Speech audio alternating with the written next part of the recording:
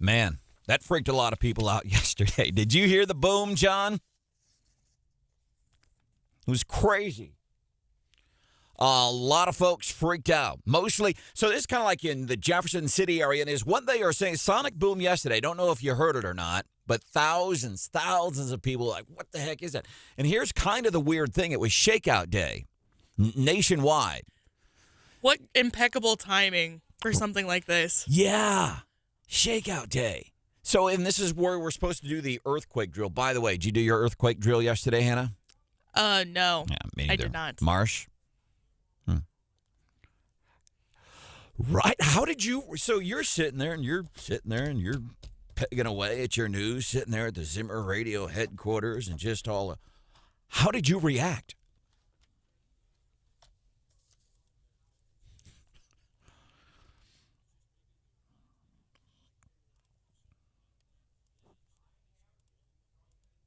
Yeah, all of a sudden, man, the phone calls that started coming into the radio station.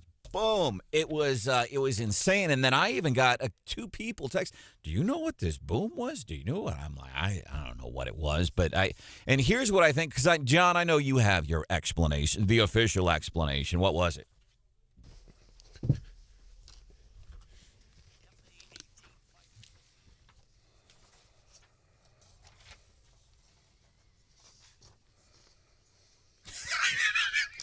And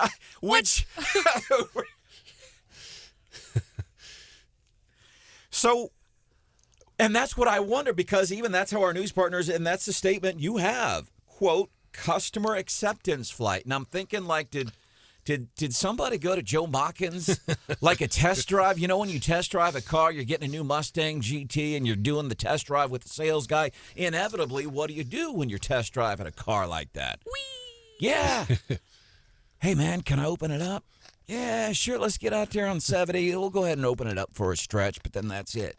So customer acceptance flight. Was a pilot test driving this FA-18 fighter jet and said, hey, boss, can I step on that? Can I drop a sonic boom over the good folks of mid-Missouri? Please, please, please, please. Customer acceptance flight. And then they land back at Whiteman Air Force Base or something. Yeah, let's figure up some numbers, see if I can buy this or not. Well, and here's the interesting thing, and John's absolutely right about the F-18, but John and I actually communicated several times yesterday because we were getting calls as well.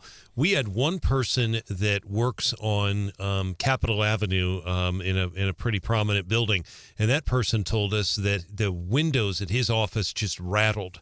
But what we did, and rattled. So John kind of worked the fire angle and EMS. I was in touch with Jeff City Police Chief Eric Wilde, and Eric kind of thought that's what it was, but at the time it wasn't confirmed. But the bottom line is, and you have to laugh now, but the bottom line, it did take a lot of resources. The police, fire, EMS, they spent a lot of time on this because the worry was, and John, you heard this too, I heard it as well, people thought there had been an explosion. It was that loud. So it was definitely scary. I wasn't aware about rattling windows all the way down at Vienna until John reported that. But that just tells you how loud that was. And see, so that's the official explanation. FA-18 fighter jet. Here's what it really, I think. Tinfoil hats. Engaged. Here's what it was. It was reaction to this federal judge in Missouri dismissing a lawsuit that challenged Joe Biden's student loan forgiveness plan. I think that's what it was. It was the collective gasp of a lot of folks going, and that.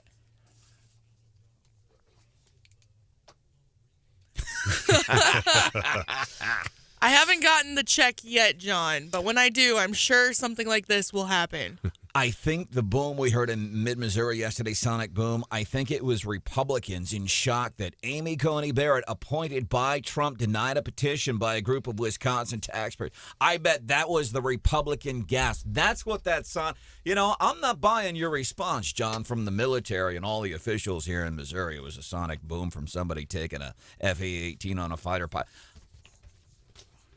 Right? It is Republican reaction to a Trump-appointed Supreme Court justice saying, we ain't even going to hear the case as it relates to student loan forgiveness. The collective gasp from Republicans. Yes, that's what I think it was. And I saw at least one or two people on Twitter, progressives on Twitter, that reacted to that by saying that Amy Coney Barrett is worried about the election. In other words, that Democrats will do well.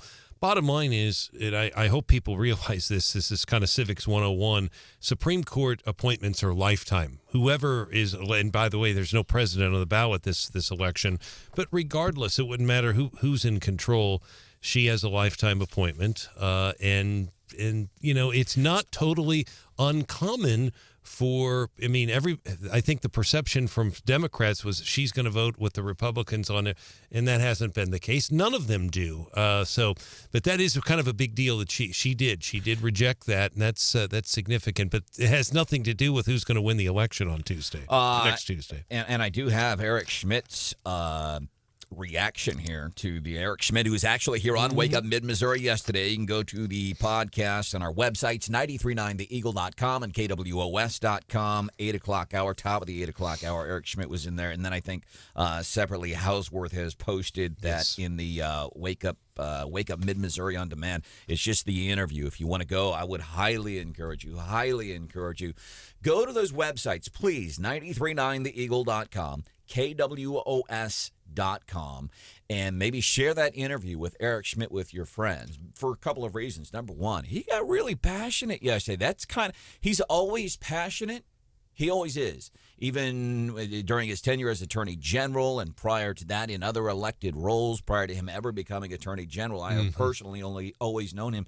He really cares about this stuff. What he did going after Columbia Public Schools and their inane mask requirements and all that, he went after, wasn't successful, but he went after them because he's passionate. He's true about that stuff.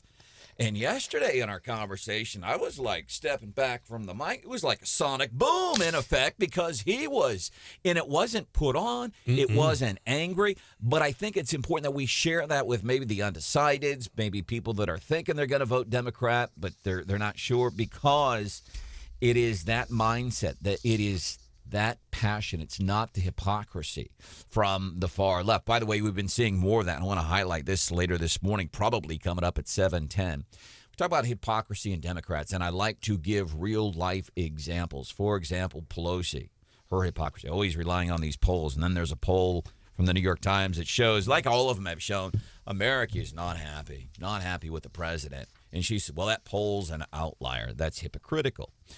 She didn't know what she's talking about. Eric Adams, who told us that the rising crime rates in New York is just our perception. It's just our perception. He got called out on it. Chris Wallace was saying, wait a minute, this is not perception. These are facts. It's crazy. But that's why it's an easy vote. Eric Schmidt. Coming up 18 days from now is the election. Obviously, he's not happy. So Eric Schmidt, now this is a different lawsuit. This Missouri Judge Henry Edward Autries from the Eastern District of Missouri, he dismissed this lawsuit. He is saying, you don't have any standing. And I think that's been consistent when it comes to doing away with these lawsuits as it relates to the student debt plan. Eric Schmidt, obviously not happy. That's his reaction. Chris Nelly telling us yesterday. Chris Nelly is Eric Schmidt's spokesperson in the role of his official duties as the Attorney General for the state of Missouri. Chris Nelly sent us a statement saying the Biden administration's push to cancel student loan debt will unfairly burden working-class families with even more economic woes. We do plan to appeal this decision. So Amy Coney Barrett, I think a lot of folks shocked there. On the left and the right, I think Republicans going, wait, you're supposed to vote our way every single time. But I also think as much as folks are upset, I think that's a great story. It shows, these justices, regardless of the level, they look at the law, supposedly. I'm sure it doesn't happen 100% of the time. Remember, these people are also human beings. But it shows, these judges, just because a Democrat appointed them or a Republican appointed them doesn't always mean that they are going to rule that way. What it means is ideally they are going to go and look at the law. It is a feel-good Friday. There's Mr. John Marsh. Good morning, bud. What are you feeling good about today? Yeah, right. Amen. Producer Hannah is there. What's got you smiling today? It's Friday. My name is Branden Rathert. Stephanie Bell will be back here on Monday. So we're going to be celebrating throughout the day just some of the lighter stories, and there's a great story coming up 6:35. And I don't know, I got to tell you, it has to do kind of with Halloween, daycare, and little kids. And I don't know if I have the right reaction to this because this is Oh, no. yeah. It's one of those because if I'm honest about my initial reaction, I can tell you easily what that is. But then I look around the room because I try to be socially aware, and maybe I don't have the right reaction here, but it is my reaction, and I always have to be honest. It's an interesting story. I think we're going to do that at 6:35. Meanwhile, coming up 5 minutes from now, daily D.C. rundown. What's happening in Washington, D.C. this morning? One of the things we're going to do, and this has been a local thing, too. What's going to happen 18 days from now, Election Day?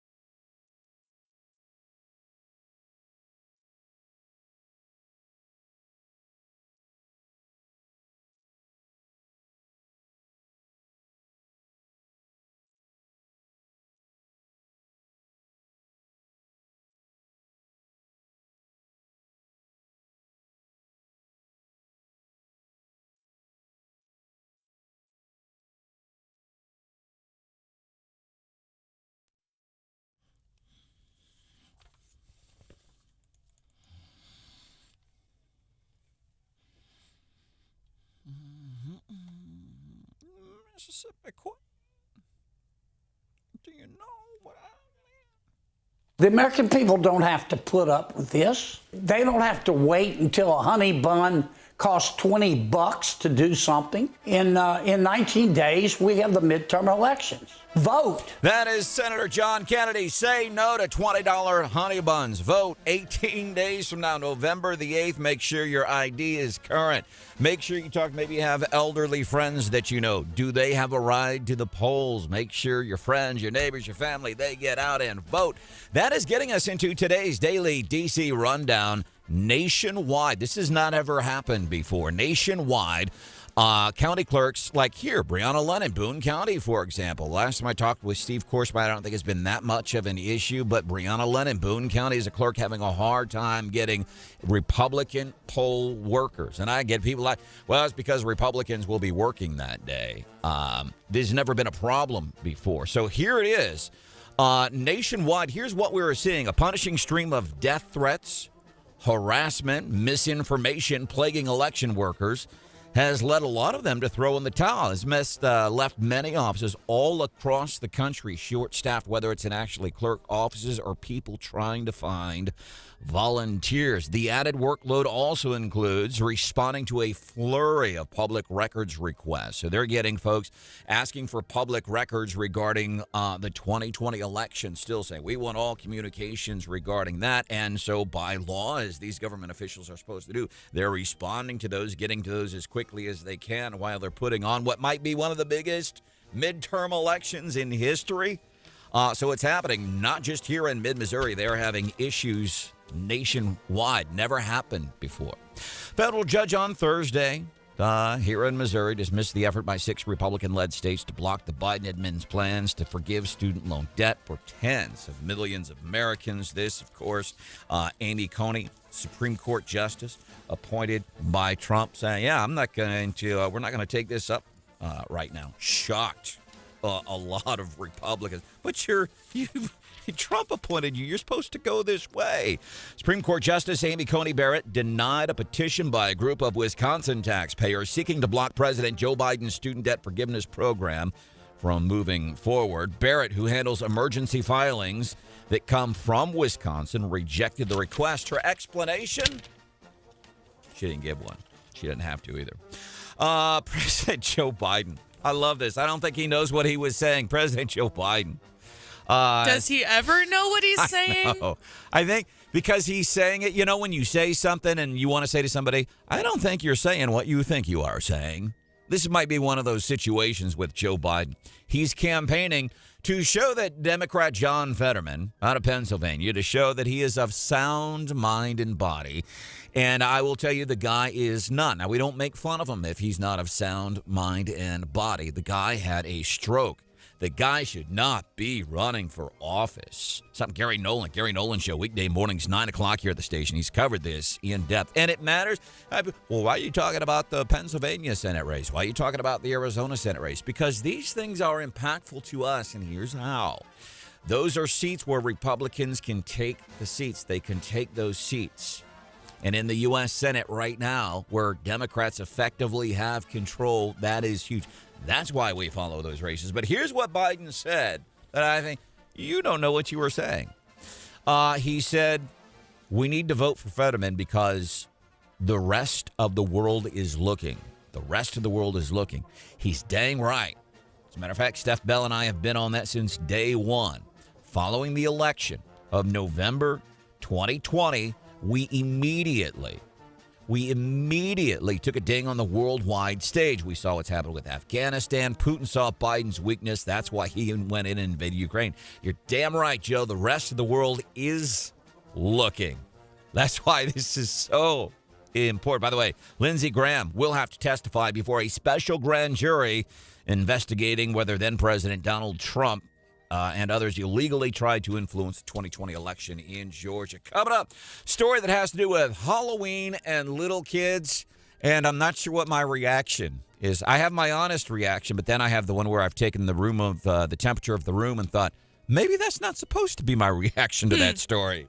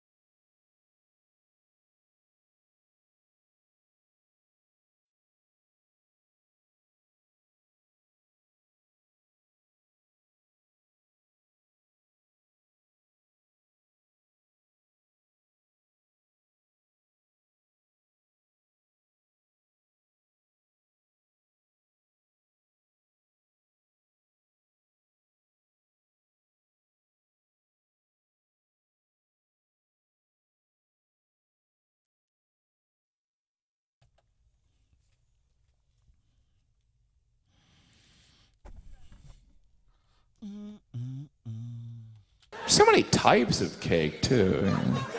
There's rum cake, which makes sense, because we've all been eating cake and thought, this needs booze. Shot of liquor. I don't have time to eat and drink. I only got 2 hands, buddy, and one of them's holding a cigarette. Meet me halfway, will you? Jim Gaffigan, you never go wrong. We got onto a cake kick yesterday because of What's Hot with Hannah. Something we do every morning, What's Hot with Hannah. We do that at 7:25-ish, and it's just fun stuff. And yesterday she had a fun story, people bidding on ancient pieces of royal cake from former weddings. From Diana and Charles' wedding like 40 years ago. Hannah, have you ever ever bid on memorabilia from like a celebrity or anything like that? Or is it No. Marsh? How about you?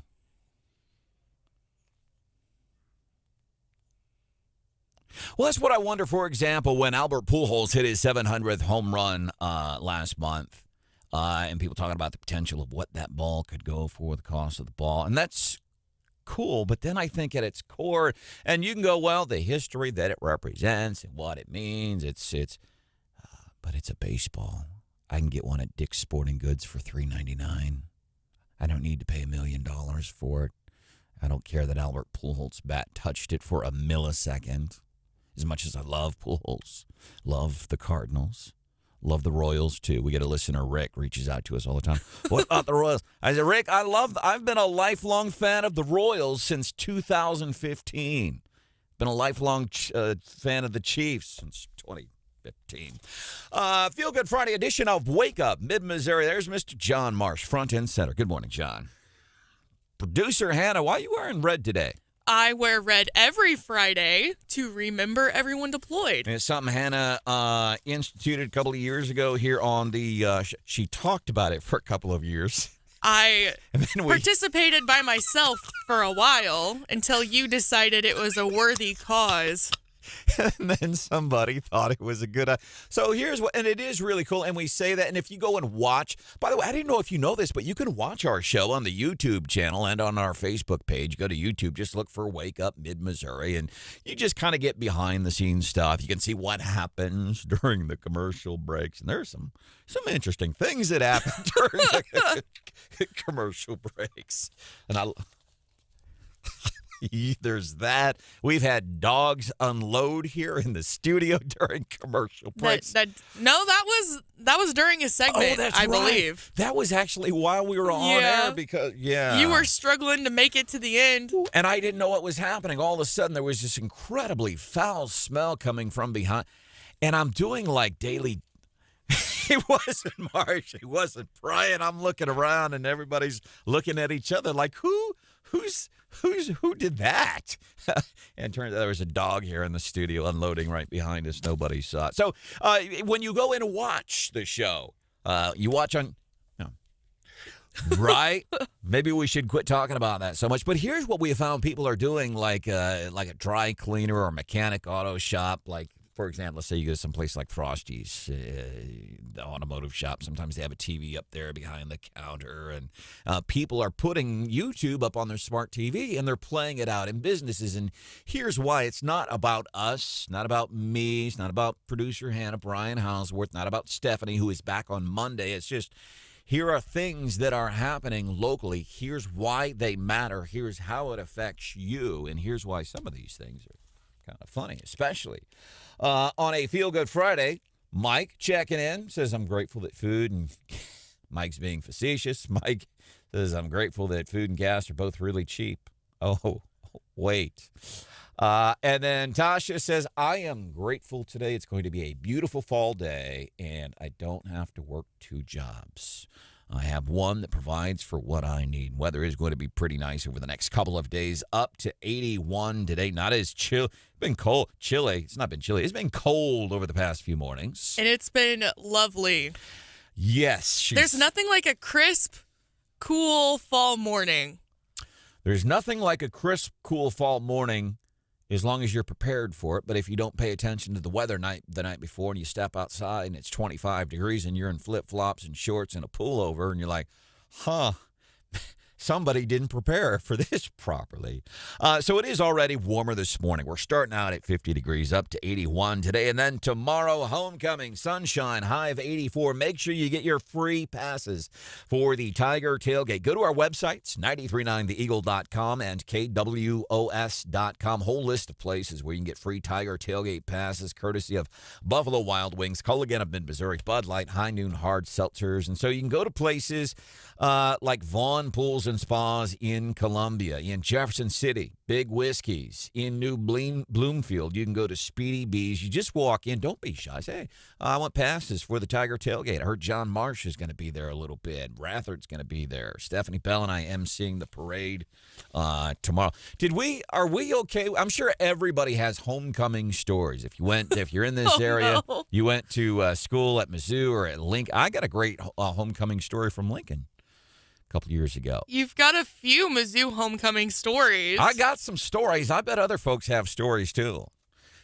See, this would be even better than mine, John. Are you willing this morning, maybe 7:35, to share one of your homecoming, whether from a professional level? See, all of mine are professional.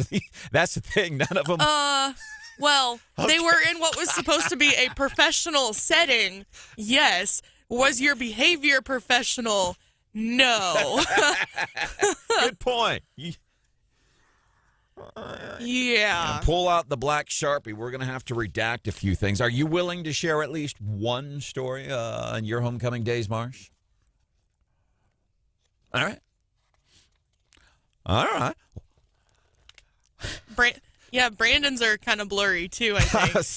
Not all. Now, there's one story that and here again, my reputation preceded me, but there is one story out there that it's true, but the perception of what happened is not true. But because I have a reputation that precedes me, people assume, and they're right to assume that. That's what my pattern of behavior would show. They are right to think that. So John Marsh, he's going to cut loose with a story from homecoming. We'll do that like 1 hour from now, 7:35. I saw this, and I don't know how I don't know how to react if I'm being honest, because I want to lie. Say, it was horrible. It really was. It was a bad thing. But my initial reaction. So here's the story. 5 former workers at a daycare center in Mississippi charged after a video surfaced appearing, and you may have seen this somewhere, whether it's on the Facebook or on the TV.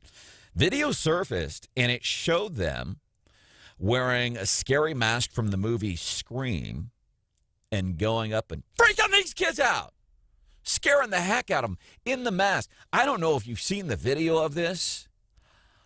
Man, so on its concept, I'm like... Okay, here comes the spin. So initially, when I heard this daycare worker scaring the heck out of kids wearing a Scream mask, I'm like, okay, that's kind of funny because, as human beings, we like to scare people. We do it because the bigger thing we like is the reaction. We like to do things that cause other people to feel a certain way, whether it's to make them feel love, whether it's to make them laugh and feel joy, or to scare them. We just like, as human beings, we like to get reactions out of people. But when you start messing around with kids in a daycare and dogs, because I'm one of those guys. I had a dog. I had several dogs. My favorite one, his name was Durango. Durango was a smart wolf hybrid. The one thing he could not figure out in his life, as smart as this dog was, he couldn't figure out every time I had the tennis ball and I would pretend to throw it. Oh. That's the one thing. This dog was amazing. Couldn't figure that out. But here I was as a grown man going, I fooled that dog. Like I really thought I was accomplishing something. But the point was I was trying to get a reaction out of the dog, and I would get a kick out of my I fooled the dog. But when you try getting reactions out of animals and little kids that might be perceived as negative, that says a lot about you. 4 people, their names, Sierra, Osi, Jennifer, Cheyenne, charged with 3 counts of felony child abuse. That's a pretty stout charge, John. In your years in the journalism industry, felony child abuse, that usually sticks.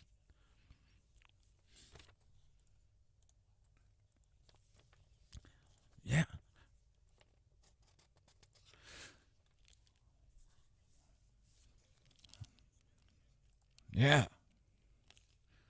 So let me ask you this. When you heard about the story and then after you saw the video, was your reaction a little different, or did you evolve? Because at first, and I feel bad for saying this, but when I first heard about, people scaring kids at a daycare with a Halloween mask, that's kind of funny. And then I saw the video. Man.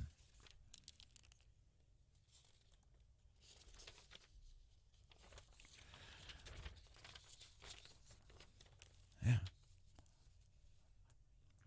Because I think it's one thing, to go, boo. But this wasn't that. I mean, they were terrorizing these kids. Hannah, what's your initial reaction when you hear it? Have you seen the video? I have not. Okay. So your initial reaction is, it's funny, scared little kids. Yeah, I think the charges are a little severe, but I think that the daycare workers probably took it a couple steps farther than they should have.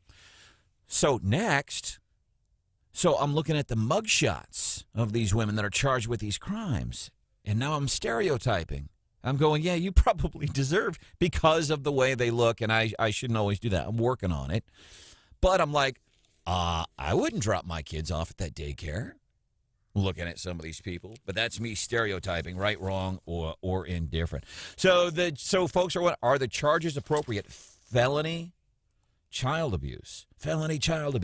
Now, here's the other thing. I'm thinking if I went and picked up my little Harper Lee, my 5-year-old granddaughter who begs Grandpa Branden for Twinkies every time I fly to Idaho, if somebody did that to her, man, I would sick John Marsh on them. That's how upset I would be. Be full-blown Papa Bear, right? Yeah. Crazy. If you get a chance to check at the same time, she says, I would fire all involved immediately. And I think as a parent, maybe as a different reaction, you see the video. Coming up 5 minutes from now here on Wake Up Mid-Missouri. It's kind of interesting how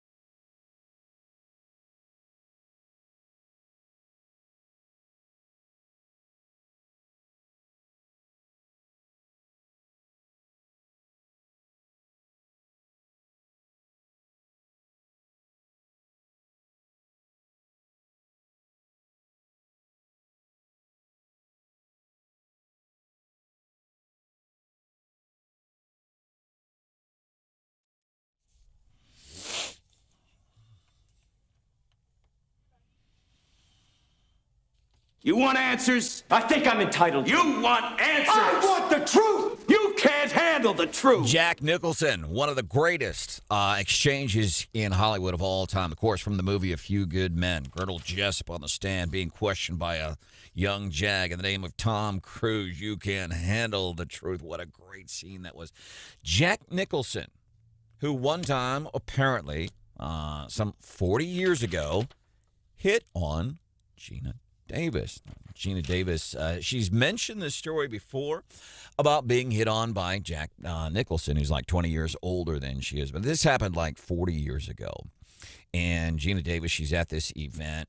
She was doing some modeling at the time, and she was acting. I think she'd been, by that point, she was in the movie Tootsie, 1982.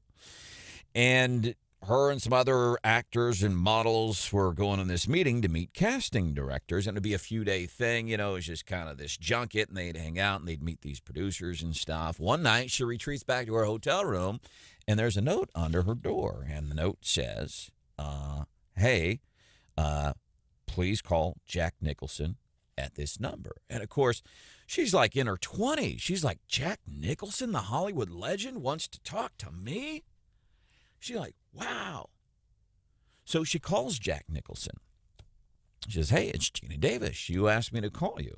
And according to her, the first words he said to her was, hey, Gina, when is it going to happen? She knew immediately what he meant. She felt bad because she thought for a second, hey, maybe somebody recognized my talent and they want to work with me. That's the point of these casting director meetings, these meet and greets. That's the point of this. Maybe he saw something in me and he thinks I'm a really, really good actress. No, he just wanted it. So what did she say to him? Here's what she said that spurned his advances.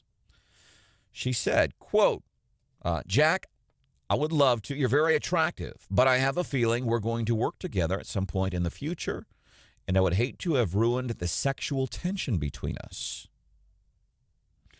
And it worked.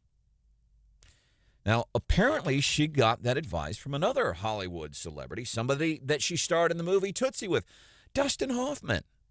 So apparently Dustin Hoffman, recognizing her talent while they're working on the set of Tootsie back in 1982, he said, hey, you know, good idea. Since you're newer to the game here, I'm going to tell you as a friend, don't sleep with your co-stars. And she's like, well, sure, I don't want to do that. How do I get out of that? The advice he gave her was, quote, say, well, you're very attractive. I would love to, but it would ruin the sexual tension between us. I love that piece she got from Dustin Hoffman. By the way, Gina Davis, Jack Nicholson never ended up working together. Welcome into the show. It is Wake Up Mid-Missouri, getting set, excuse me, for the big weekend.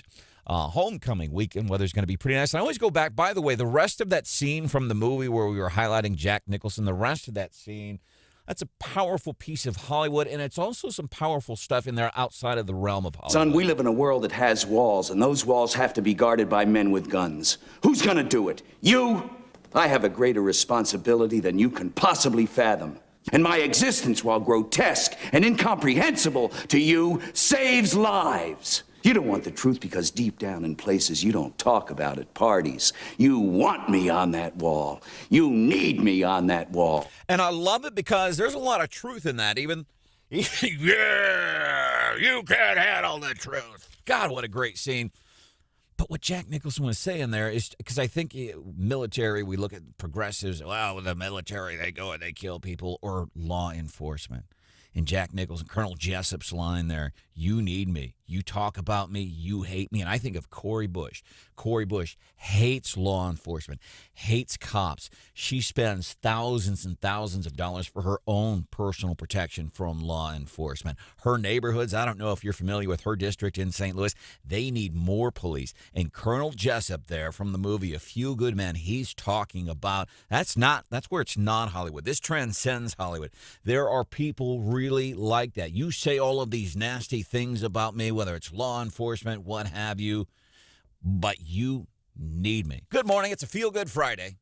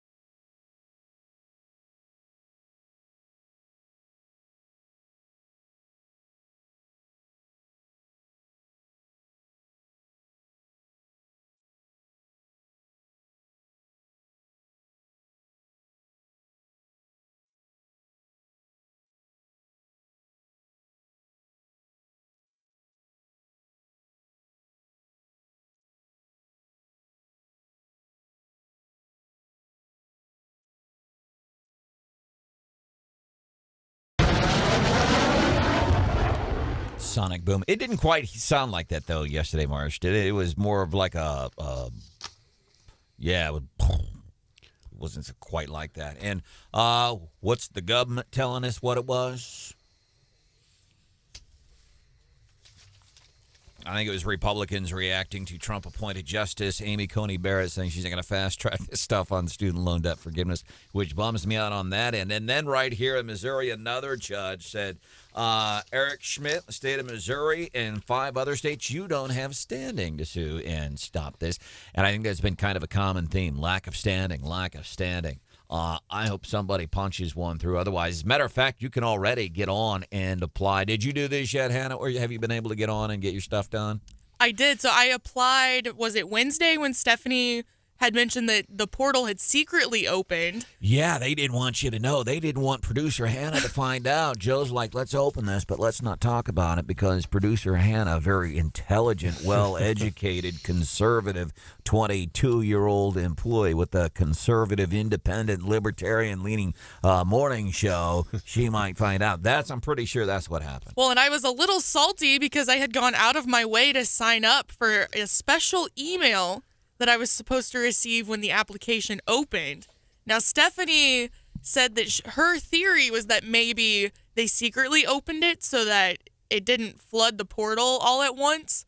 So I think that might have been what they were doing. And I was able to access the application like 3 days before I got the email saying, hey, it's open.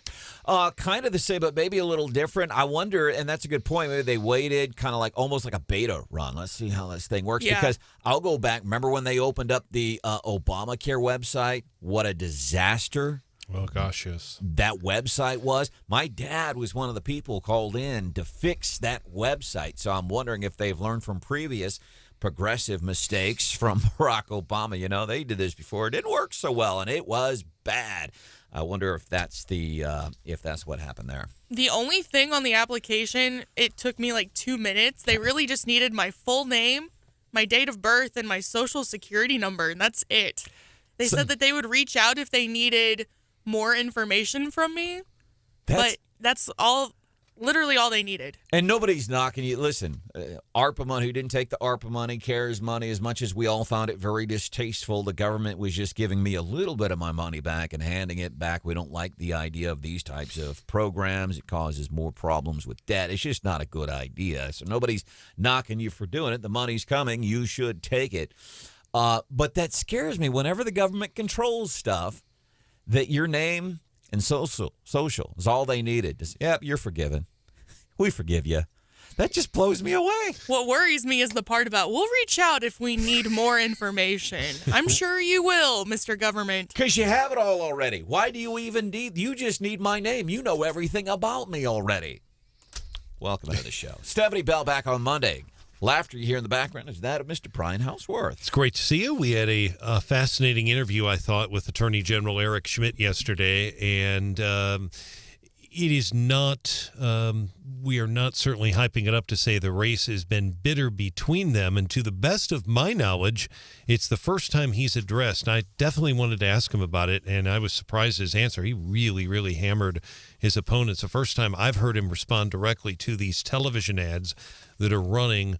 If people have noticed, I'll tell you what Trudy Bush-Valentine is doing. She is doing something very interesting. She's putting these ad buys. I don't know who's doing the ad buys, but they are running in the 10 o'clock news, and I flipped around on KRCG, KOMU, and KMIZ. Obviously, people that watch the 10 o'clock news, you would think, would be people who are likely to vote. But this ad is running over and over again. She is wearing basically a vest. She's out on a farm, horses behind her, and she's saying that he is sold out to China. He disagrees with that, said the ad is misleading, he says that she is trying to direct attention away from the fact that she is with the Green New Deal. But and we asked him about it. He also, I thought, was very, I'm not going to say aggressive. It's a couple of your questions, but he certainly He was passionate. He was fired up. I encourage people, if they didn't hear it, they really should go to 939theeagle.com or your morning Facebook page, because it was powerful. Marsh, was that your takeaway too? Because we've always, I'll speak for myself, always known our Attorney General Eric Schmidt. That's why he will do well in the Senate. He is passionate about what he does. But when I heard from him yesterday, that was next level stuff, and it was good. I hope if there was anybody that's undecided, regretful Biden voter, of which are hundreds of thousands of those here in mid-Missouri, I hope they go and listen to that, because the passion, doing what he believes in, and you can't say the same about his opponent.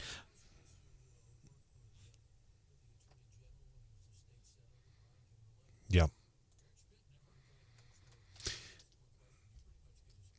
But in the Senate, that's exactly right, John. But in the Senate, and even as treasurer, he was generally considered to be a moderate at that time in the party. And you're absolutely right. But he always gave you a straight answer. And the only other thing I would point out is that bill is so complex. That bill with the Chinese farmland, it has to do with Smithfield. And I'm not an attorney. I can't answer whether or not I can. Yeah, we didn't get a free hand, but it's hard to say. Bottom line, he says it's misleading. Basically, she's lying about his record. Then he also said she's never worked a day in her life. She says he's doing this only to benefit himself. So this race has gotten very, very bitter, to say the least. It didn't start out that way, but goodness gracious, it's gotten very, very negative. And now Eric Schmidt, he's got some help from a very unlikely ally, Trudy Bush Valentine's brother. I get curious about this stuff. For example, Kellyanne Conway and her husband George. Mm-hmm. Not just listen. I have plenty of healthy friendships and relationships with people that are stop it, Hannah. People Sorry. of different political ideations. More often than not, it doesn't get in the way. It's like some jackass saying, "Well, if you're taking student loan money, I hate you. I'm not checking out your." It's like that. It's stupid, imbecile, and idiotic. Some of those, when people can't get along, well, you vote different. But then there are some things that you go, yeah, I don't see how George and Kellyanne are married. Billy Bush, he was interviewed on Real America's Voice yesterday. And here's what he had to say about his sister. He says, her votes are going to go to the Biden administration. And that's why all of these races, even these Senate races that we're talking about on a national level, whether it's Arizona, Pennsylvania, Ohio, all of those races do matter to us here in mid-Missouri, because at stake is control of the Senate. And we know this progressive mindset. We have Democrats backing away from progressives. We can't have that anymore in D.C. That's why those races matter to us. Billy goes on to talk about his sister, Trudy Bush Valentine. He says, we grew up opulently. Means they had a lot of money. That's what that means. Sometimes she looked down on the middle class and the poor people. They didn't think they were good enough for a Bush. So in other words, he's saying she's one of those little twits, when kids are spoiled and they know they have money and they come from money and they know there are very little consequences to anything they do. He's saying that's what she was like. Yeah.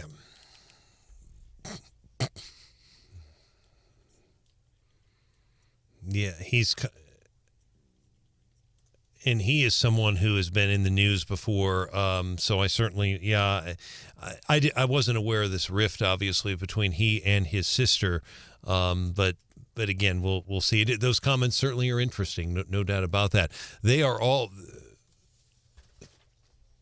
yes.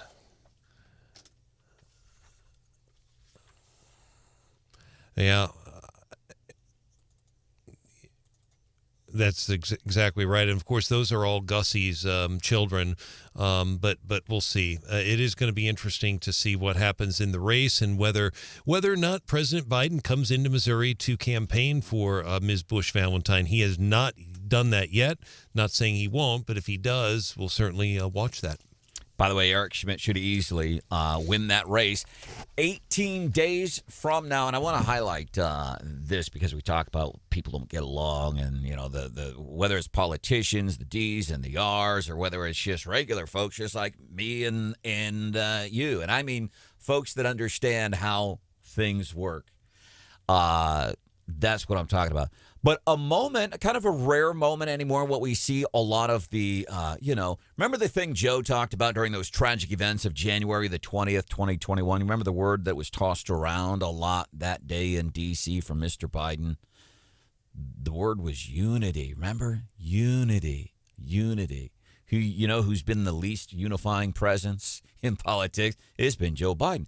Here was a unifying moment last night, Marsh, and this was Jefferson City News Tribune's been doing this forum. They're talking to local candidates. The other day they had Dave Griffith in a forum. He is a 60th House District Representative in Jefferson City, and his opponent is Jadon Salcido, who actually Christopher Arps and I met a couple of weeks ago in Jefferson City. But Dave Griffith, here's some of what he's talking about. He's talking about some of his accomplishments in Jefferson City. I'm Dave Griffith. I'm seeking my third term as a state representative in the 60th District.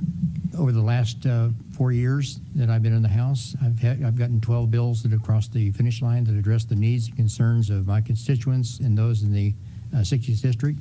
So then Mr. Jadon Salcido, former teacher, and teachers unions, all that stuff. Here's him. Also, you might take a look at some of the laws that have been proven in other states. You can't hear what he's saying. By the way, that second voice whispering, turn the microphone up. Yeah. I have to tell Brandon that sometimes. Yeah. Turn your microphone on. And then, so then Dave Griffith leans over to help a brother out. Hang on just a second. I don't think your microphone may be on. Oh, thank you. There we go. Some of the... So Mr. Jadon Salcido is thanking Dave Griffith, who leaned over to turn on his opponent's microphone for him. And Marsh, that is unity. Coming up, thanks. The Jeff.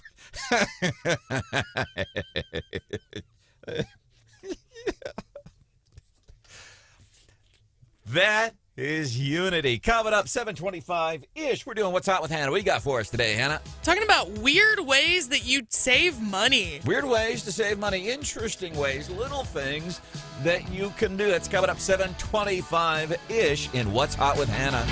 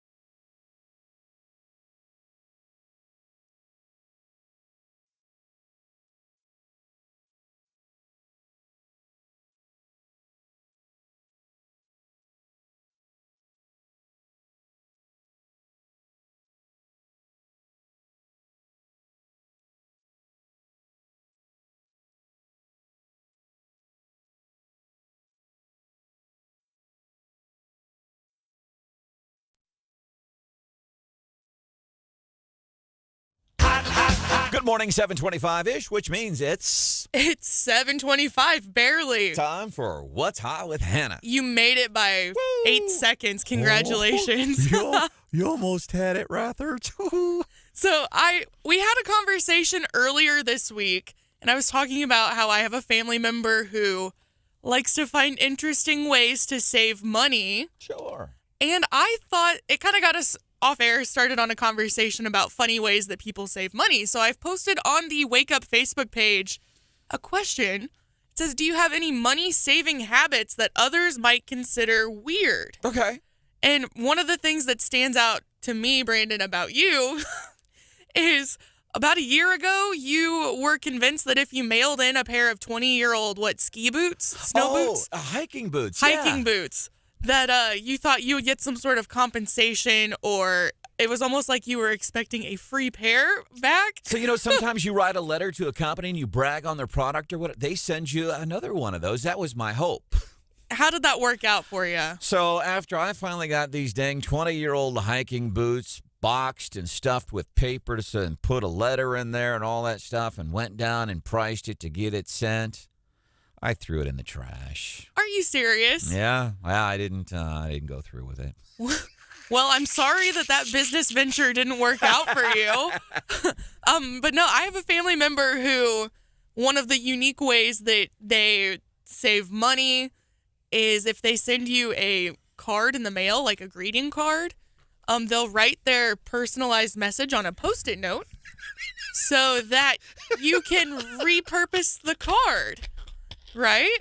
I mean, it makes sense. Yeah. Greeting cards are like $2 a pop sometimes? I think they're more expensive than that. Oh, really? Yeah, it's like John Kennedy, senator from Louisiana, was saying. You don't want to start paying $20 for a honey bun. They're pretty expensive. So in other words, maybe I shouldn't laugh, is what you're saying. Yeah. So they write the greeting on the Post-it note, stick the Post-it note into the card. Yeah. So the card itself is still blank, so you can just take the Post-it note out and reuse it.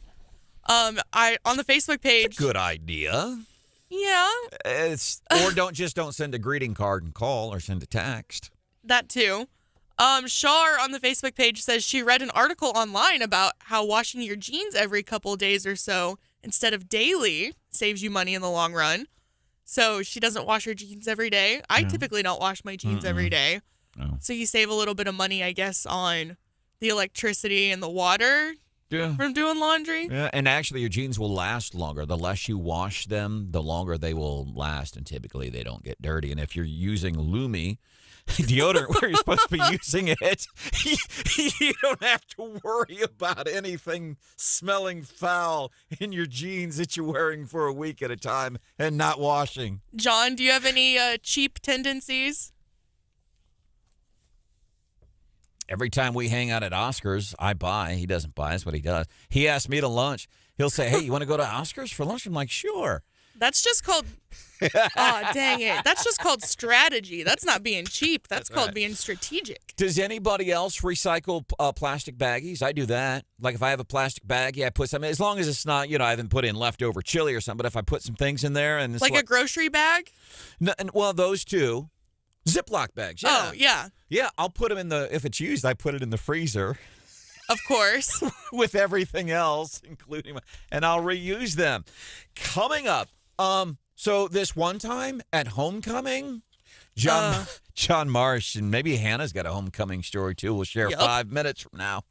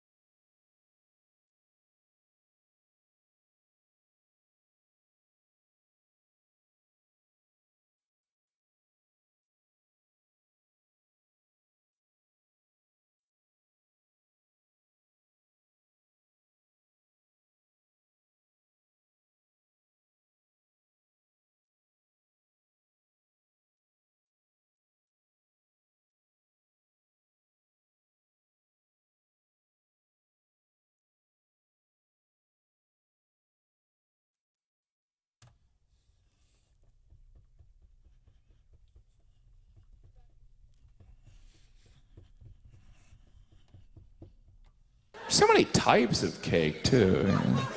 There's rum cake, which makes sense, you know, because we've all been eating cake and thought, you know, this needs booze. Shot of liquor. I don't have time to eat and drink. I only got two hands, buddy, and one of them's holding a cigarette. Meet me halfway, will you? Jim Gaffigan, we got on a cake kick yesterday following What's Hot with Hannah yesterday. Had to do with people auctioning to buy some old, like pieces of cake from Charles and Diana's wedding. Fruit cake. Fruit cake. The worst kind of cake. Has anybody, you ever put frosting on a fruit cake? Would that help? It's like putting lipstick on a pig, I would guess. I was going to say, it can't make it worse. But if you took frosting and smeared that onto a fruit cake, is it digestible then? Maybe not. You put enough frosting on anything and it's fine, right? Who would eat? Yeah, it's like pancakes. Has anybody ever eaten pancakes without putting anything on, whether it's syrup or peanut butter? I don't think you could either. I like them sometimes with just butter. Like if I don't want to get all messy, sometimes just butter. I like I'll smear peanut butter on it, put it back in the microwave for about 10 seconds, and then pour syrup on that. A mixture of peanut butter and syrup. That is good. Whoo, doggies. Now I want now I want pancakes. Quick shout out to Dr. Susan Sapansky. She says it's National Veterinary Technicians Week. I'm grateful. Boy, if you work for Dr. Susan Sapansky, you got to be awfully lucky. Here she's sending you love over Wake Up Mid-Missouri on 93.9 The Eagle and 104.5 News Radio 950 KWOS this morning all across Mid-Missouri. Grateful for all vet workers. These often thankless people work tirelessly to help animals and their owners. I'm especially thankful for all who work at Horton Animal Hospital on Forum.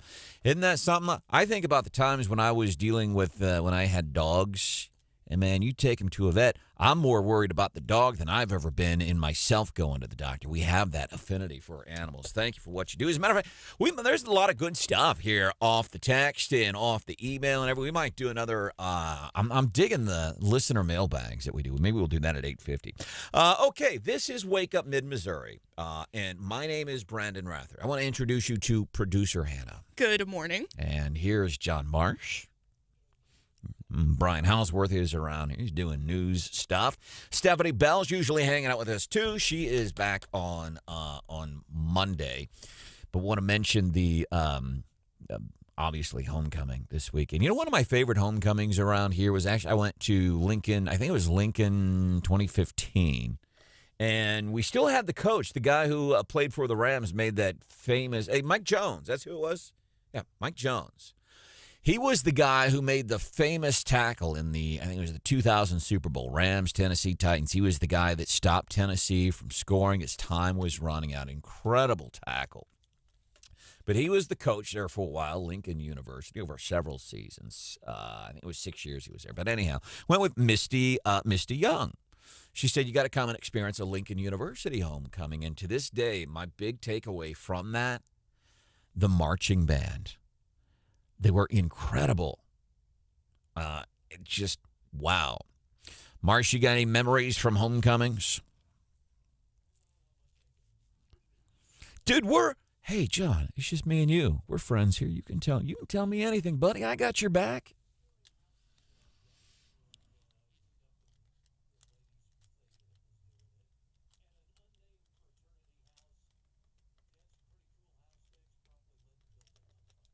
Whoa. Oops. Man.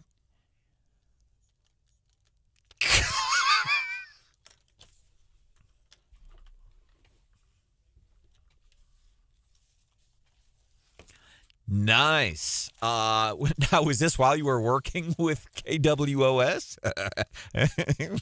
In your youth. We don't behave that way anymore. Marsh? No, he's not an alumni. I don't know who Marsh is. Stephanie Bell and I are going to be emceeing tomorrow's Mizzou Homecoming Parade. We're going to be on Broadway, set up between kind of like 8th and 9th. And if you get a chance, please do come by. I want to tell you, anytime, if you see Marsh somewhere, if you see producer Hannah, please always come up and say hello.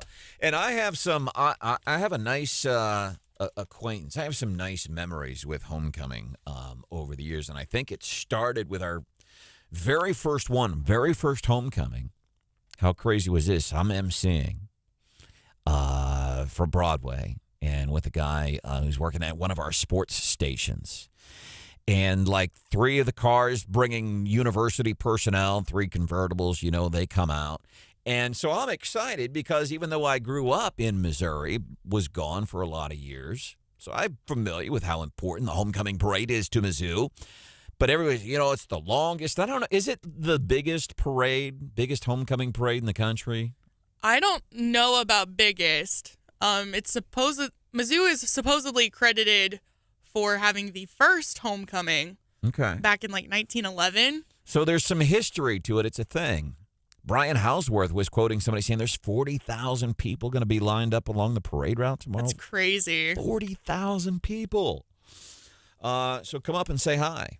I mean, not all at once, but come up and say hello. Steph she's going to be emceeing tomorrow. I have less warm, fuzzy feelings about the last couple of homecomings. I don't know how much you want to share, Brandon, but you've had a speckled past. I do. I have an interesting relationship with homecoming. Should we start at 2015? So 2015, here's what happened. The biggest parade, some people, and maybe 874-9390. Is it indeed the first, or is it one of the largest homecoming parades in America? So 2015, I'm getting all this history, and I'm excited because having grown up in Missouri, although never being to a homecoming parade, I'm like, I finally get to experience this. And we show up early it's almost still dark outside. That's how early we show up, and it's a little chilly, and then the sun starts to come off. You start shedding layers, and the people start showing up, and then here comes the parade. Biggest homecoming parade in all of America. And here I am on stage with a guy by the name of Matt Michaels. And here comes the first few floats, and then nothing. It just stopped. And I'm kind of going, I thought this was like the bestest homecoming parade in all of America. And it stopped for like 10, 15 minutes. Nothing. Anybody remember what happened in that parade in 2015? Yep. Oh. That was the start. It happened in that parade. I think it was CS 1950. Tim Wolf. Yep. Tim Wolf was the guy back and stopped it. They stopped a parade because they stopped traffic. They stopped interstate traffic. They stopped traffic. So here I am going, what? This is the greatest parade in the country? It is like 5 cars, and it's just old white dudes sitting in convertibles. Well, then eventually as the story started to come out, then the next year, Facebook Live had just become a thing. And Breck Dumas, who a local gal, now writes for Fox News, lives right here in mid-Missouri. She was co-hosting Wake Up Mid-Missouri back in the day. And so we're trying out this new Facebook thing, Facebook Live, driving down the parade route. Later that day, I get a message along with a screenshot from one of the more seniored family members of Zimmer. And they had taken a screenshot of video that we were live streaming, and they pointed out, said, hey, listen, whenever you do this, you could see the radio station frequency call letters, right? And it wasn't on a Zimmer radio station, and it's right on this video feed that we're streaming out to thousands of viewers. Smooth. Yep, and they let me stay here. 1 year. And I say this jokingly, and I'm not approving of any of this behavior, all this stuff that I'm about to tell you next. Don't behave that way anymore. I haven't had a drink for 788 days, and I don't care about how many days it's been. I just care that I'm not doing it today, and I'm behaving differently. But there was one time they changed the formatics of it or something, and because you show up on stage, they bring you your script. Here's the floats. There you go, and they changed it, and I was getting frustrated. I had to go find this and had to walk through that and through the crowd of 40,000 people. Nope, go here. Nope, go there. I just want to go to the stage and MC the parade. And I was getting really aggravated because I had a 12-pack of Logboat Snapper in my backpack. You know how heavy a 12-pack of Logboat Snapper is in your backpack? A little heavy, huh? A little heavy.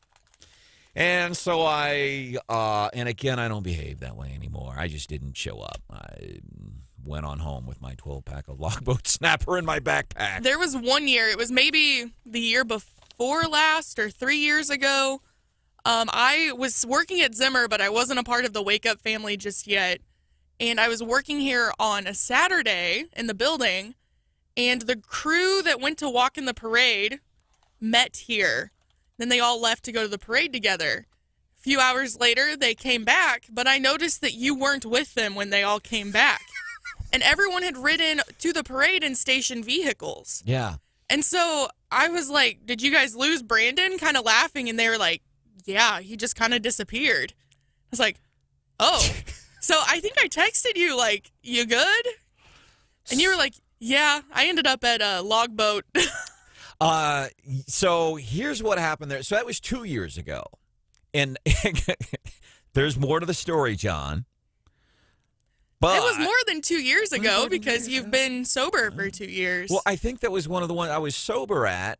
But here's what happens. They want you to walk in the parade. And if you're walking in the parade, everybody sees you and you wave. And a lot of these people, when you meet a listener, I'd go over and talk to them. Well, it's hard to do in a parade when you're following station vehicles and you're walking. Because I do want it when people say, hey, Brent, I'd like to go over and meet you and shake your hand and eyeball you. Well, if you're walking in the parade, it's just not a good opportunity to really do any type of relations like that. And I've always thought it's just a weird to walk in the parade. You want me to meet and greet people. But so that's what I was just simply meeting and greet. And I can just completely lost our team, man. I couldn't. And so I would catch up a little bit. But by this time I got so far behind, I was running and I ran into like these, grade school gymnastics, and they didn't want me cutting through their thing to catch up with our. And I just said, all right, I can't do it. So there was nothing untoward going on there. I was just, because of my functions representing Wake Up Mid-Missouri, I was spending too long with listeners. I think last year was the real cherry on top, though. Oh, Can you say, do you want to talk about last year, or do you want to skip it? Can you give me fun? No, it's cool, because, again, it's a reasonable explanation. Right. It just looked worse than it really was. Yeah. All right, we'll do that like 5 minutes from now here on the show here on Wake Up Mid-Missouri. Don't forget, join us at our Tiger Tailgate. We do this every Mizzou home game, free passes.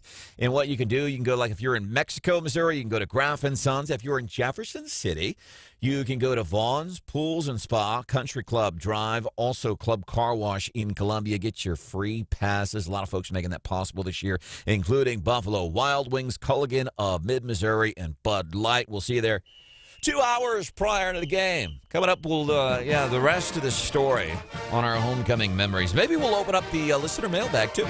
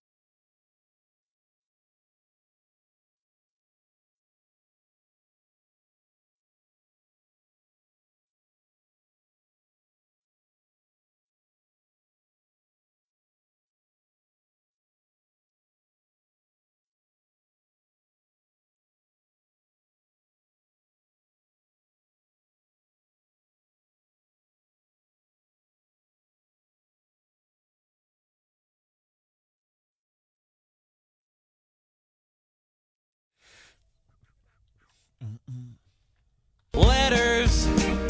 I get letters. We don't get any letters. We get texts. So many letters. Facebook messages. A whole bunch of letters. Occasionally. I'd even read mail from a cow. I think one time in the history of Wake Up Mid-Missouri have we gotten an actual letter, and it was because of Brad Trinago. Was it, though? No, it was. It was both of us. It was both of us. Yes, but I think you were the main culprit. Brad Trinago does a lot of stuff with Mizzou. I love that guy, man. And here's what I love about him. He always wanted to do more stuff in the sports realm for his hometown college team, Mizzou Tigers. And that guy, he has accomplished everything he has set out to do. He does play-by-play for Mizzou women's basketball, and now he's doing more and more. So he's worked on the football team for a lot of years. Now he has an expanded role there. Hear him on the and we get to see him at our Tiger tailgates before every Mizzou homecoming or before every Mizzou home game. Yeah, our tents are close together, so we get to run into him every once in a while. He's a super dude. One time we got a letter because we were talking about they were upset because we were talking about this pig that villagers in China they had this pig bungee jumping. They were upset about that. They weren't upset at the fact that then the villagers slaughtered the pig and ate its bountiful meat afterwards. They weren't upset about that. All right, mailbag. That's the only letter we've ever received. But we do get a lot of text at 874-9390. Brandon, finish your homecoming story. So last year was the final story. Because I have an interesting story with homecoming. Stephanie Bell and I emceeing again last year. We are very honored that the homecoming committee asks, every year they ask members of Wake Up Mid-Missouri to participate, 40,000 people down there, and the opportunity to MC. We are eternally grateful. Last year, Stephanie, first time she's doing it with me. So I go down there, and I don't know the rest of the story too much. Now, I was not drinking. Okay. You weren't. No. So it was early in the morning. I had just gotten over to the Tiger tailgate. We were working on setting up. I knew that you and Stephanie were downtown getting ready to MC the parade, and Stephanie starts sending me text messages. She's like, hey, something's wrong with Brandon. I already see you giggling, John. She's like, yeah, Brandon doesn't remember you being there, John. So Stephanie's like, he keeps repeating himself. He's not remembering anything I'm telling him. But I don't remember stuff anyway. Right, but this was more so. And she's like, I'm worried about him. She said, I don't think he's drinking. Like, I've been with him all morning, and he's getting worse, but I haven't seen him take a drink, so I'm not worried about him being drunk. But something's definitely wrong. And she knew you were coming to the tailgate after the parade. And so she just kind of told me to keep an eye on you. And once you got to the tailgate, you went downhill fast. You were sleepy. I remember working a little bit, and finally somebody said, hey, why don't you just sit over here and stay out of the way? And so, number one, it's horrifying because eventually I realized what was going on. And then rightfully so, people might think, hey, he's doing some drugs or drinking. And they are right to think that, even though I don't do that. That is fine. So I was still, by the way, I take no more meds. I take no meds for heart medication, nothing for blood pressure. I am off every single medication. Even when I quit drinking, Look at you. I was still taking several meds. Well, last year's homecoming, I was still taking two meds. One is losartan, that's for high blood pressure. The other is mirtazapine, used kind of as a mild antidepressant / it helps for sleep. Still have horrible sleep issues. And if you look at the losartan pill and the mirtazapine pill, they look remarkably the same. And if you know me, I'm not super on details. To my detriment, I see, okay, here's the one I'm supposed to take in the morning. This one I take at night to help sleep. And we went out to dinner after the tailgate, and you slept with your chin against your chest the entire time. Mess those up. Coming up, 8:10, a master class from Pence on how to deal with hecklers.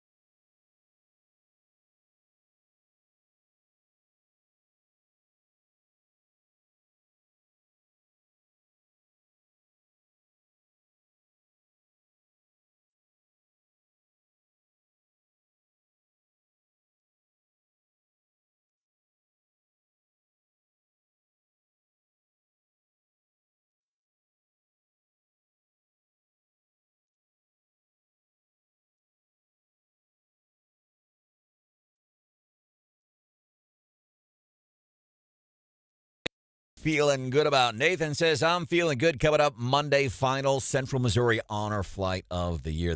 I think they're approaching 70 flights at this point. Something Zimmer Radio Group has always been very proud to be of.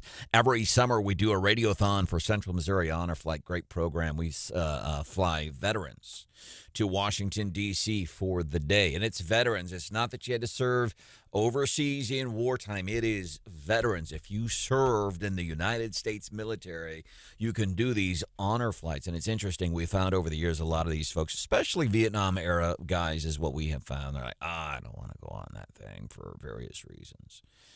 They don't want to be around it. We understand that. Or folks saying, well, I served in peacetime, or I was in the Iraqi war. That's not for me. No, we are honoring. We're not honoring wartime. We're honoring people that signed up to serve our country. That's why it's called the Central Missouri Honor Flight. It is an amazing thing we do. And inevitably, we find every time these people that were hesitant to go, they come home and they're like, oh, my God, what an amazing experience that was. I think life change. That's even an even better way to put it, and you're not overselling it, John. That is accurate. People will.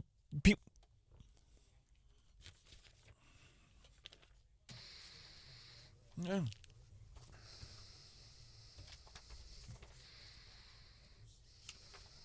And I found people being around, for example, and I'll use the Vietnam-era veterans as another example, because we know the ugliness that occurred there and the ugliness that was unfurled at a lot of these folks coming home from Vietnam.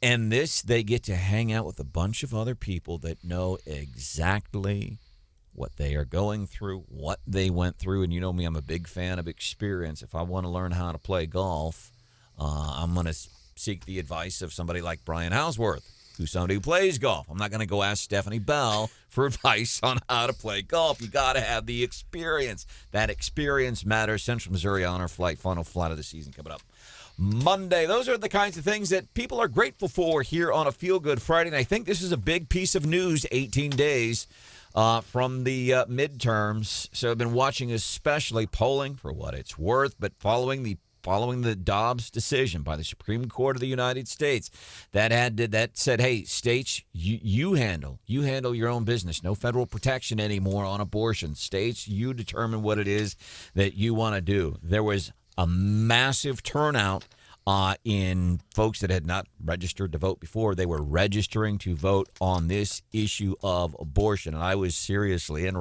rightfully so concerned for a while.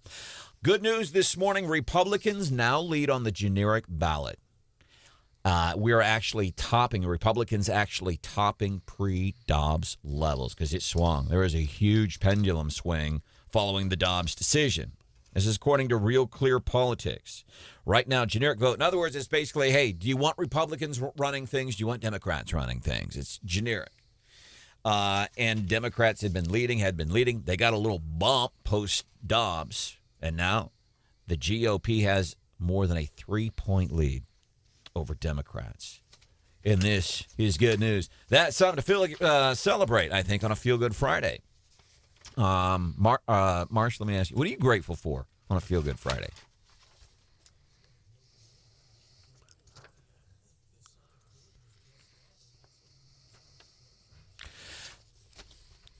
That had a lot of folks freaked out yesterday. Hannah and I were walking into East Elementary School along with Stephanie and some other friends from Zimmer. We were going into Reed, and people were texting us. And what? Do you guys know what was that boom?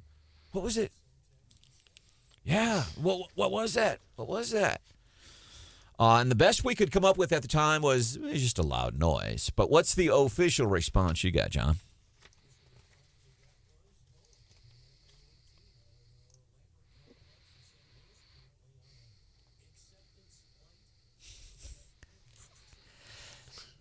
And that is by the way, that is the official verbiage there. Customer acceptance flight. Like a test drive? Like you go out and buy a car and you ask the sales dude, like, hey, man, can I open this thing up out there? Yeah, go ahead. Let's get it out there on 54. Go ahead and open this up, buddy. I think that's what it was. It was a pilot wanting to buy this FA-18. Hey, can I go ahead and open this thing up a la Tom Cruise? Do you think as a yeah. Do you think as a pilot, you sometimes do that on purpose and kind of giggle like, they're going to freak out? Right? Everyone's going to be thinking the sky is falling. Yep. Yeah.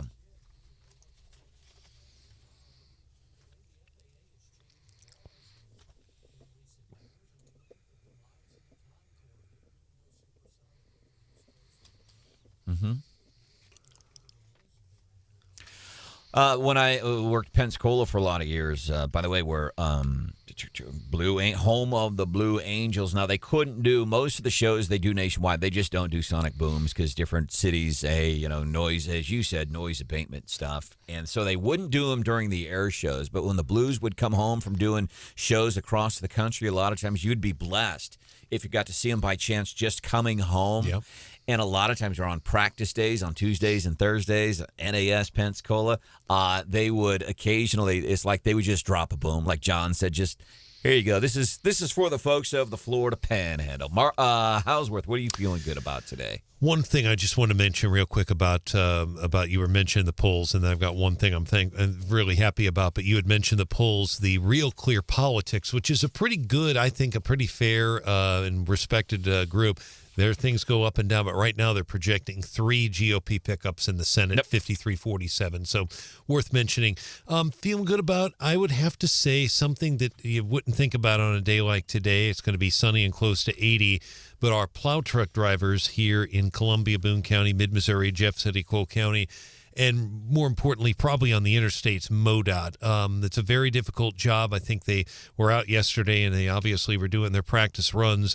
Obviously, our public works departments, and John knows this, in Cole County and Jeff City and in Boone County, Columbia as well, they've got veteran staffs, but specifically at the state level, they're down about 1,000 snowplow operators. So hopefully they'll get those positions filled, but very grateful to them because without their work and those very difficult circumstances, no one can get around to get to the hospital, etc. Hannah, I wanted to ask, how was your reading experience yesterday, East Elementary in Jefferson City? It was really good. It's fun. You never know what you're going to get when you get a bunch of elementary school kids all together in one room.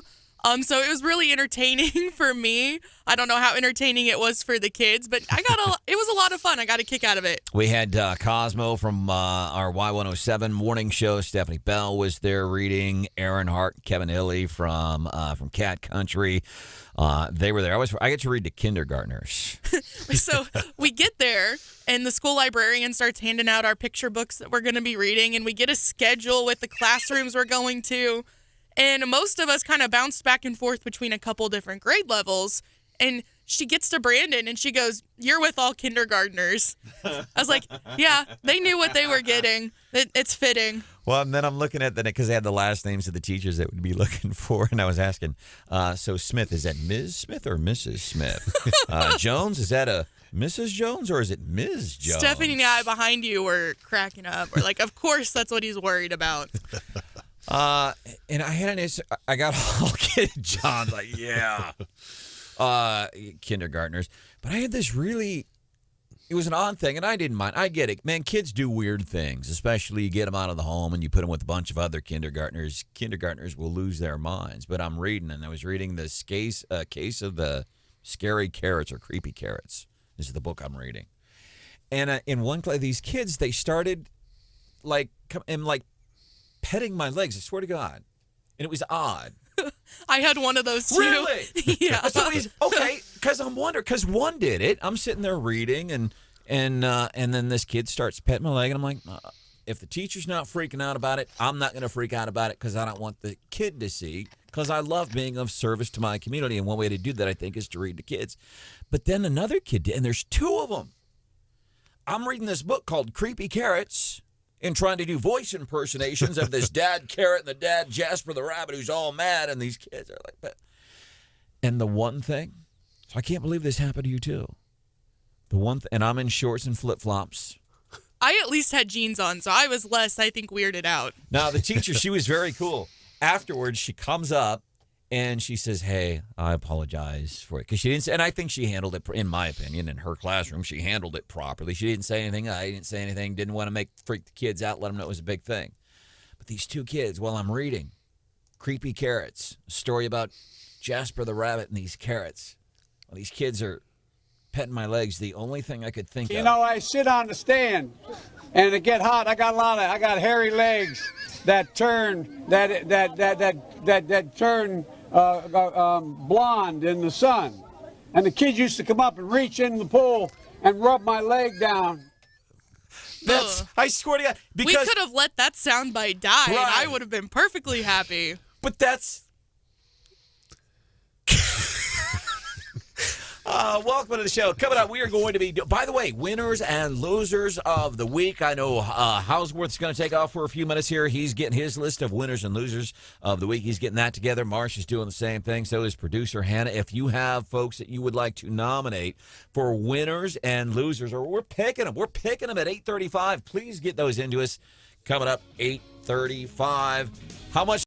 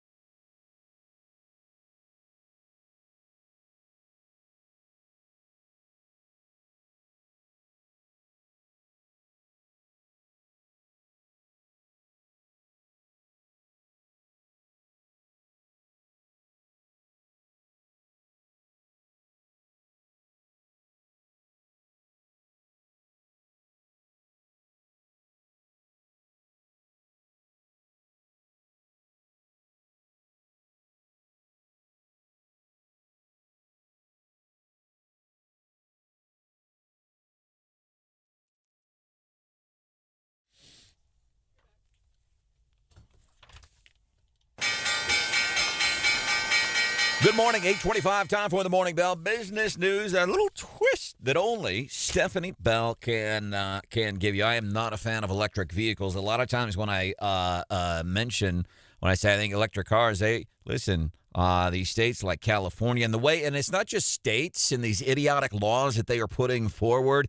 It's what the car manufacturers are doing, and they are moving away from gasoline-powered engines, and I hate it. I don't know if you've seen the new H3, the new Hummer. I love that thing, man. I love it. There's two reasons that I won't buy it, but the main reason I won't buy it is because it's electric. They're not making an internal combustion engine. One of the reasons I won't buy the new Hummer. What's the other reason, Brandon? Well, that's not important, but it cost $112,000. There's yeah. a little bit of that, but mostly it's because it's electric. And it's coming, and now it's coming even more so to Missouri. MoDOT right now, they are designing a grid for electric chargers all over the place. And even by 2030, 2035, these states, and now there's states that want to copy what California is doing. I just don't say. I was listening to the Gary Nolan show yesterday. He's here at 9 o'clock. It's my dad's favorite show, but they were talking about what tow truck drivers are saying. Like, electric vehicles, they are so good for business right now. Apparently, tow truck drivers, they make a lot of money whenever you have an electric vehicle that breaks down or runs out of a charge. Because think about this. People, we've seen people, they run out of gasoline on the side of the road, and they got the spare little 2.5-gallon red tank with the yellow nozzle, and they walk up to the gas station, and they get their stuff, and then they walk, and they come. But you can't do that in an electric car. And tow truck drivers, apparently they have these superchargers. If they get called, they show up. It's just not convenient. It's not convenient when you run out of gas. Kind of like I feel the show is doing here on a Feel Good Friday, incidentally. But when you run out of electricity, it's even a bigger pain. So and they're forcing this on us. That's the other thing. Listen, here's electric cars. You want them? Buy them. But when it's being forced on people, that is the issue. And I'll talk about what they're doing here in Missouri and how much money they're dumping to force this, to make this happen. The bigger problem is they're forcing it on people. Listen, here's gas, here's electric. Buy whatever vehicle you want. But when you start taking away that choice, that's the thing that frustrates me. When people...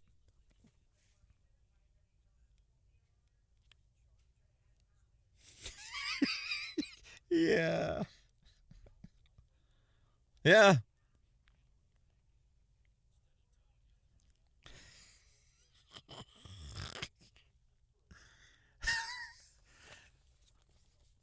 That's just crazy. But people say it's just not possible. I'll say this, and believe me, I'm just as much of a fan of electric vehicles as you are. In other words, I don't like them. Remember, people say, well, this can't happen. It's just not feasible. Remember, people said the same thing about airplanes. They said the same thing about going to outer space. Well, before the Wright brothers, there's a dude who crashed his plane into the Potomac River. People said, oh, bird, there's no way man can fly. It's just scientifically not possible. Following the first flights of the early 1900s, we were using planes in World War I. 20 years prior to that, people saying, oh, flying's not possible. 20 years later, we were using them in war. And people said, we're going to go to outer space. People, you can't go to outer... And we were doing it. We don't even hardly go there anymore because it's been there, done that. So here's what's happening. A $400 million plan to support production of electric vehicle batteries going to be built in St. Louis City. It's part of a $3 billion nationwide initiative announced by the Biden administration. This group is getting a $200 million federal grant. Federal money, electric vehicle batteries. It's going to be 120,000 square foot facilities. This is right off. I don't know if you're familiar with St. Louis at all, but Interstate 55. You got to kind of actually start getting south out of the city. By the way, 165 union jobs are going to be added. So just in this one plant here in Missouri, the Fed's saying, here's $200 million. Make us batteries so we can force us down the throats of the American people. Coming up, I think I just added to my list of losers of the week, by the way. Winners and losers of the week. Who do you have to add to that list? Send us a text, 874-9390. We're doing that 5 minutes from now.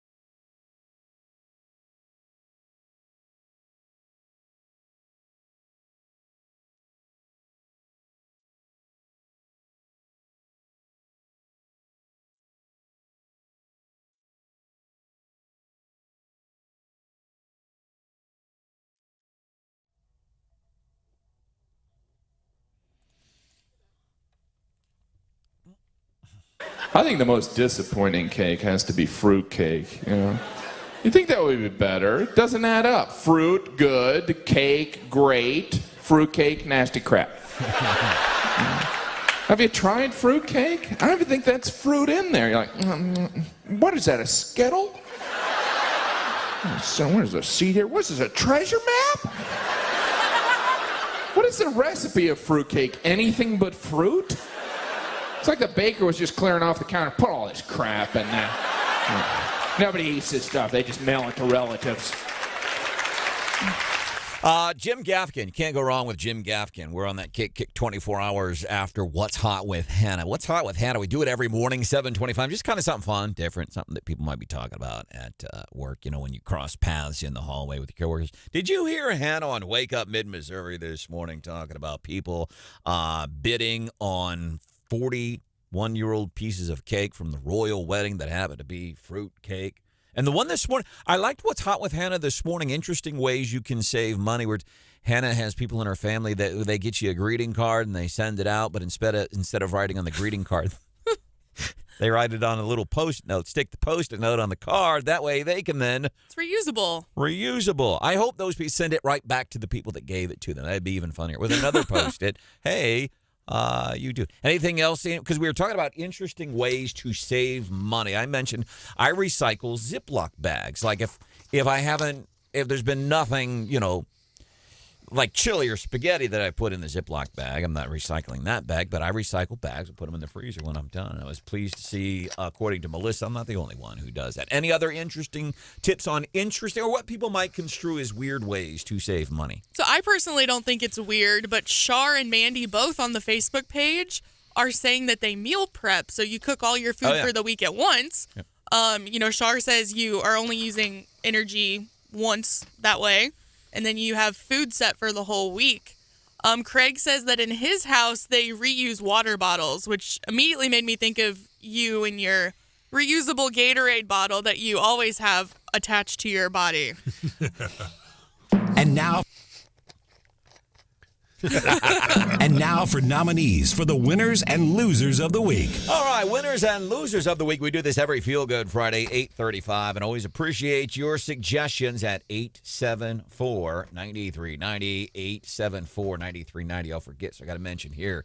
I want to mention one of our winners of the week has to be Mike for a text he'd sent. Brandon says, don't look at your retirement accounts. Always say that. Don't look at your retirement accounts. Don't look at your retirement accounts. Mike says, tell people, no, do look at your retirement accounts, especially people who voted for Biden. Make sure that they are looking at their retirement accounts. If you know people that think they are going to vote Democrat, even on a local level, and personally, I like somebody like Kip Kendrick, personally like the guy. We just can't have that Democrat progressive mindset in office, even on a local level. It's the mindset. It's not the person. So this guy says if you know somebody who's thinking about voting for a Democrat, have them look at their retirement. That's a great idea. I do think Kip Kendrick is a former state representative, and Connie Leopard, of course, very, very qualified candidate, and she's going to be on with Fred Perry tomorrow, by the way, at 7 o'clock tomorrow morning for the full hour. But Kip Kendrick goes into that race as the favorite just because he's been in office before. But it should be an interesting race and one that we'll watch closely. Also, and I think things look really good this week. I'm going to say the American people are winners this week. Here's why. I have never in the history of this show have we ever mentioned, did you hear what they said on The View? We have never uttered those words on this show. I don't care what Whoopi Goldberg or any of those people say about politics. It's whatever. But Sunny Hostin this week on The View talked about what it is that she liked about Herschel Walker, and it was not received well by her castmates. But here's why I think that was meaningful and impactful, because I'm going to stereotype who's at home watching The View. I think it's on like 10 o'clock in the morning. Yeah, it is. On weekdays. Yeah. And who's watching that? So I think what she said there, two things could have happened here. Number one, there's people watching, if Sonny said it, then yeah, we got to start thinking in terms more conservatives. We got to put them in office. Or the other thing, and I'd like to think this is probably the better scenario. Sonny Hostin said that which was giving some kudos to Herschel Walker, Republican, and other conservatives. Sonny Hostin said that, and a bunch of those women or men that sit at home and watch The View weekday mornings at 10 o'clock were going, man, I'm glad she said it, because I've been thinking that for a long time, but I've been afraid to say anything. You know what it's like when you have an unpopular opinion. Some people, they go balls out, hey, what I believe. But then there's some people that have an opinion, but especially if you're progressive and you start scooting away from your progressive friends, I'm guessing it ain't always pretty. And I'm guessing a lot of times, a lot of these people, they're afraid to say that. Alan Dershowitz. Yeah. They're afraid to. So I think Sonny speaks her mind. She does speak her mind. She used to be on CNN and definitely a progressive, no question about that. But she flat out said, and then the other people on the set did not care for what she said at all. And I think, so I would like to think the other thing that happened really is that she said what a bunch of these people are already thinking. The other reason I say the American people are winning, Republicans now lead on the generic ballot. This, according to Real Clear Politics, they're pretty solid for what polls are worth. But what Real Clear Politics does is they do like a conglomeration of polls. Matter of fact, because this is a key moment, at least in this political season, it was the Dobbs decision. The number of people that went and registered to vote Democrat because they're in favor of abortion, the numbers were huge. And whatever little bit of momentum Republicans had was lost. Regained. As a matter of fact, according to Real Clear Politics, support for Republicans generic. In other words, not specific offices, just you want Republicans running things or you want Democrats running things. More people in this country, it's even higher than the pre-Dobbs levels. More people want Republicans winning this. And I think the other reason I'm saying the American people were winners this week, so you had Sonny Hostin, you had these polls that are showing, you know what?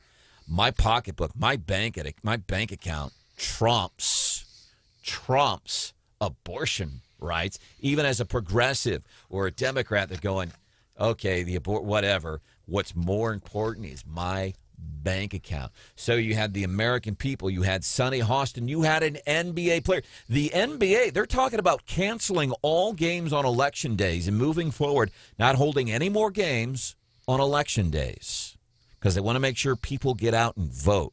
I don't quite understand the thinking there. Most NBA games, I'd imagine they start 7 o'clock. Right. But the NBA is saying, and again, we're going to stereotype about NBA, how we think people in the NBA affiliated with the NBA. We can stereotype about how we think they vote. So when you have an NBA player by the name of, is it Kyrie Irving? I've heard the name before. Yeah, He's pretty. I don't follow NBA basketball, but I know who Kyrie Irving is. Yeah, he's a big name.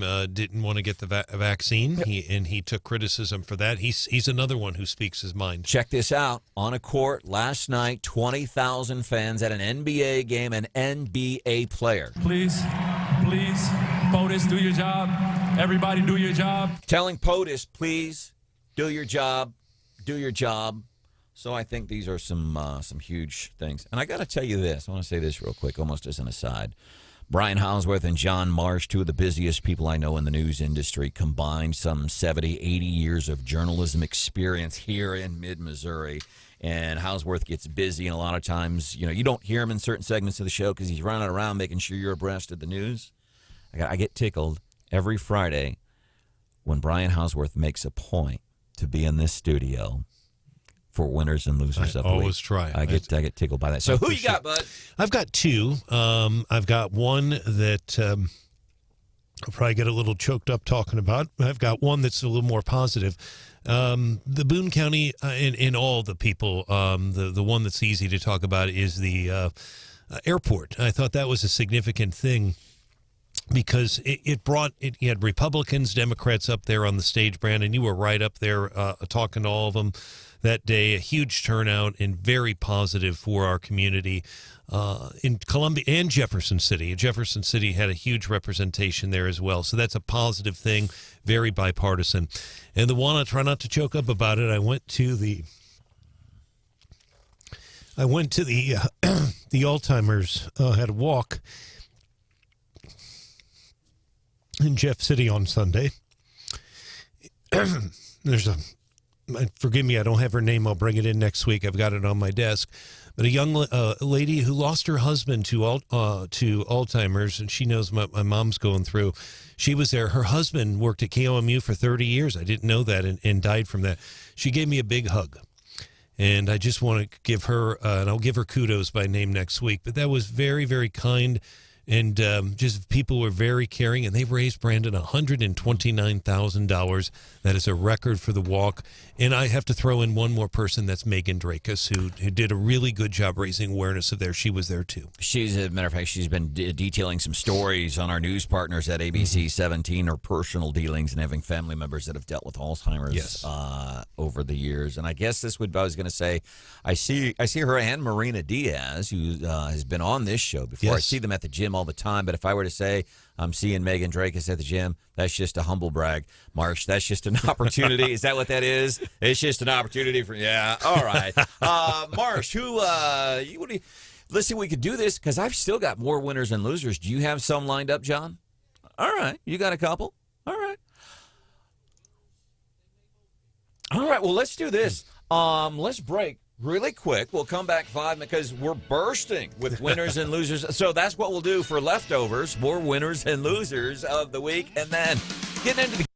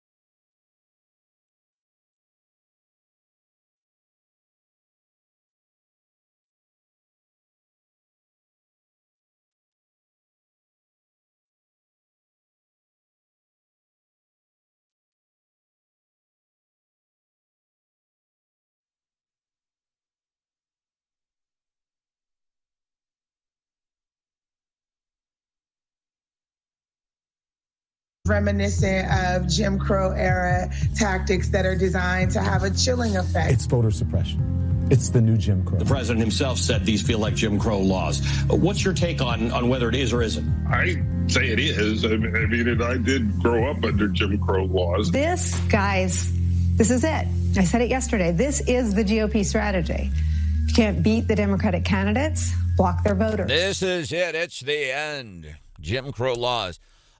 Winners, other folks that I'm picking as winners of the week, voters in Georgia. Despite all the progressive news outlets there on the cable TV, oh my God, these Georgia laws, Jim Crow laws, voting numbers up, early voting numbers up. Numbers right now in Georgia, early returns, higher than what they were in the 2020 presidential election. This is just a midterm, so all those suppressant type laws, as we knew, us smart folks know, it's BS. It's just something else for them to wail on.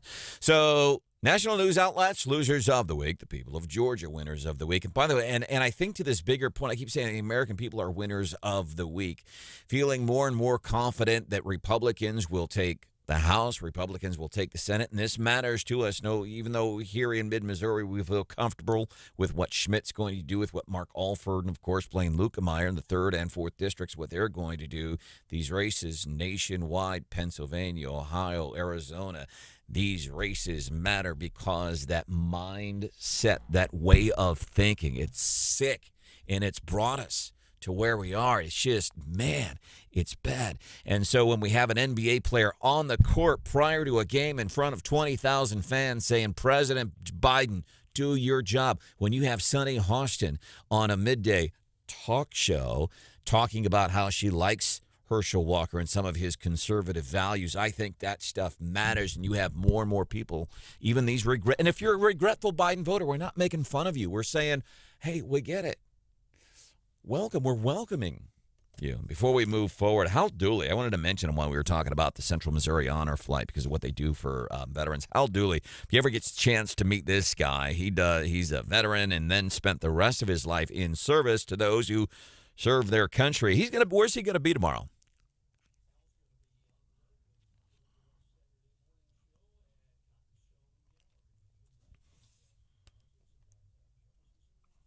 Cottonstone Gallery. I went in there to see Jim. He does cartoons for the Jefferson City News Tribune, by the way. Very gifted artist. But you got to check out his art gallery. Some next level stuff. And I was in there one time and he's doing this painting, and like the whole time he's talking to me. Never broke his eyes from what he was working on. It was pretty cool. Mr. Marsh, who are you looking at for winners and losers of the week?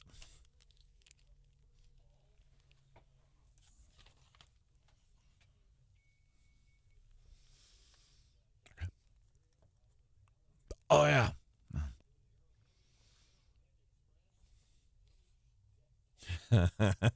Yeah.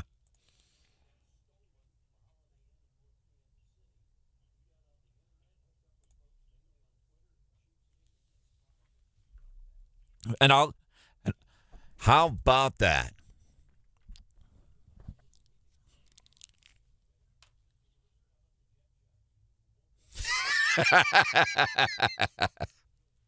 As a couple of Air Force brats, this is something Marsh and I can appreciate, but I know it freaked a bunch of folks out yesterday. Somebody literally had an FA-18 out on a test drive. They don't call it a test drive in the military. What's the exact phrasing? So, John, you and I, we go and we're looking at buying a car. We take it for a test drive. What do they call that in the military?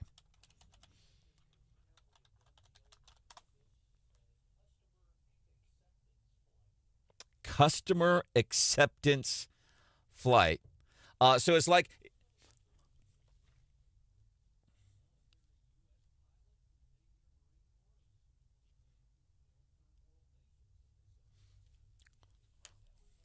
so it'd be like if you're going to Jefferson City Autoplex and you see, hey man, I like this Camaro you got here. You take it out on a test drive and you get out there on 50, 54, wherever you are, Missouri Boulevard. Can I open it up? You say to the salesman. He says, sure, just a little bit. And you open it. That's what this guy in the FA-18, I'm assuming, was doing yesterday. Also, I'm going to pick a local politician. He serves in the 60th, Dave Griffith, 60th House District, representative in a forum with the Jefferson City News Tribune earlier this week with J. Don Salcido. J. Don Salcido talking about some of his platform. Also, you might take a look at some of the laws that have been proven in other states to... Hang on just a second. I don't think your microphone may be on. Oh, good. Thank you. There we go. His microphone wasn't on. Who turned it on? J. Don. Dave turned it on. That's unity, brother. That's all that BS that Biden was talking about on the tragic events of January the 20th of 2021. Unity. That's what he was talking about. He has, yeah.